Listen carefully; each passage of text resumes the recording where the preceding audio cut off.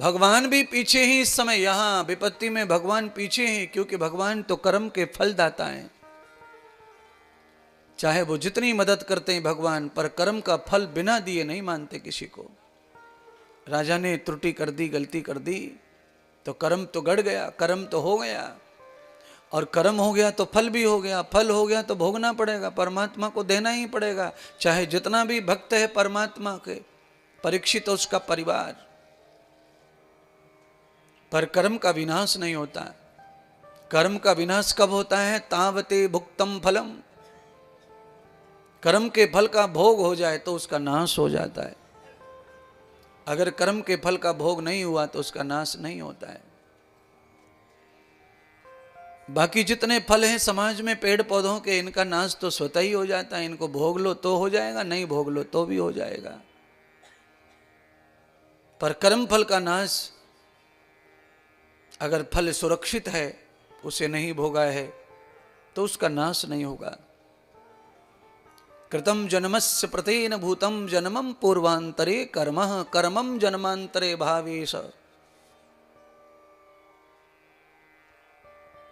महर्षि ऋषि कह रहे हैं कि कितना भी पूर्व जन्म हो, कितना भी लंबे समय कर्म कर दिया हो, कितने भी वर्ष बीत गए हों, कल्प बीत गए हों, युग बीत गए हों, फिर भी कर्म के फल का नाश नहीं होता।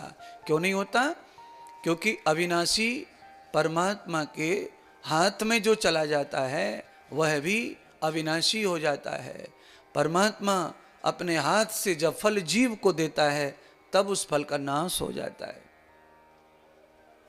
आपका पैसा बैंक में है तो सुरक्षित ही है, आप मर जाओ तो भी सुरक्षित है, आप जिंदे रहो तो भी सुरक्षित है, आप लेने जाओ मत जाओ सुरक्षित है। पर आपके हाथ में आ गया तो पैसा सुरक्षित नहीं है। दान हो जाएगा, कथा हो जाएगा, घर बन जाएगा, प्लॉट हो जाएगा, कुछ हो जाएगा, खर्च होगा, पर वो प्रभु के हाथ में कर्म फल है तो वो सुरक्षित है। इसलिए हमारे यहाँ हवन पूजा पाठ भजन करने के बाद अंतिम समय हाथ में पुष्प देकर पंडित कहता है कि अब अपने भगवान को पूजा हो गई, संकल्प के साथ अब तुम परमात्मा को यज्ञ का जो फल है वो दान करो।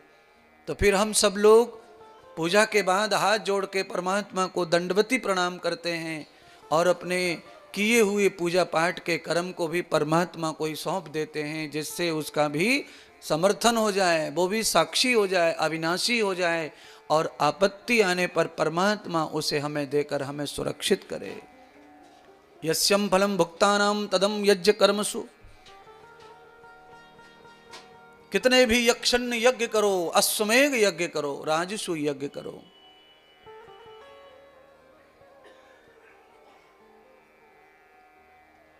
उस यज्ञ का फल भी समाप्त हो जाएगा जब तुम्हारे हाथ में भोग रहा। तो यज्ञ का फल भी यज्ञ नारायण को सौंप दिया तो आपकी जिंदगी खुशी से झूम उठेगी, आगे रोज खुशी आएंगी आपको।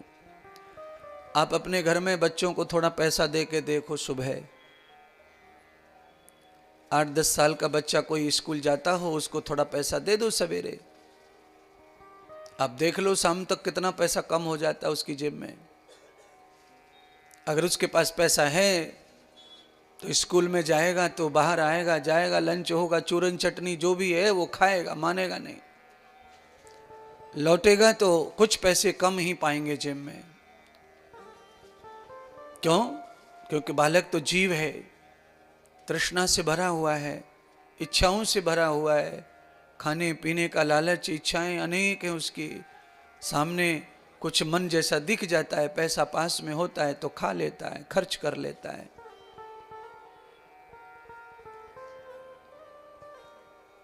माता पिता के हाथ में रहता पैसा तो बच्चा खर्च न करता, सुरक्षा मिलती थोड़ी। तो माता पिता भी जीव हैं, पर बच्चे के लिए तो वही संरक्षक हैं।